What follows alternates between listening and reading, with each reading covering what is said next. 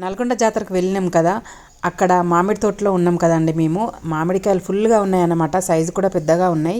ఇక మనం పచ్చి మామిడికాయలు చూస్తే ఊరుకుంటామా, వాటిని కట్ చేసి ఉప్పు కారం చల్లుకొని తిన్నామన్నమాట. చాలా బాగా నచ్చినాయి, సూపర్ టేస్టీగా ఉన్నాయి. ఇంకా స్పెషల్గా మామిడికాయ పప్పు కర్రీ కూడా చేసుకున్నాం. వంట చేయడం అట్లా కాకుండా ఎవరికి తోచిన పని వాళ్ళం చేస్తూనే ఉంటామండి. చాలా హ్యాపీగా అనిపిస్తుంది. ఆ మాటల్లో ఎంజాయ్ చేస్తూ ఆ వంట చేస్తే చేసినట్టు కూడా అనిపించదు అన్నమాట. అన్ని రెసిపీస్ చేసిన కూడా కంప్లీట్ అయిపోయినాయి. ఇదేమో మామిడికాయ పప్పు, ఇది మటన్ కర్రీ అండి. సూపర్ టేస్టీగా వచ్చింది ఈసారి అయితే. బగారా రైస్, మన తెలంగాణలో మనం ఏ చిన్న పండుగ చేసుకున్నా బగారా రైస్ ఉండాల్సిందే. పచ్చడి కూడా తీసుకొచ్చినాం, ఇంకా పెరుగు, ఈ పచ్చి పులుసు కూడా నాన్ వెజ్లో చాలా బాగుంటుంది. ఫైనల్గా పిల్లలందరినీ కూర్చోబెట్టి అయితే తినిపిస్తూ ఉన్నాం అన్నమాట. ముందు పిల్లలందరూ తిన్న తర్వాత మేమైతే తిన్నాం. ఇక అసలు సిసలైన ఎంజాయ్మెంట్ నెక్స్ట్ వీడియోలో ఉంటుంది. ఓకేనా ఫ్రెండ్స్? వీడియో నచ్చితే లైక్, షేర్, కామెంట్ చేయండి, సబ్స్క్రైబ్ చేసుకోండి. Bye friends.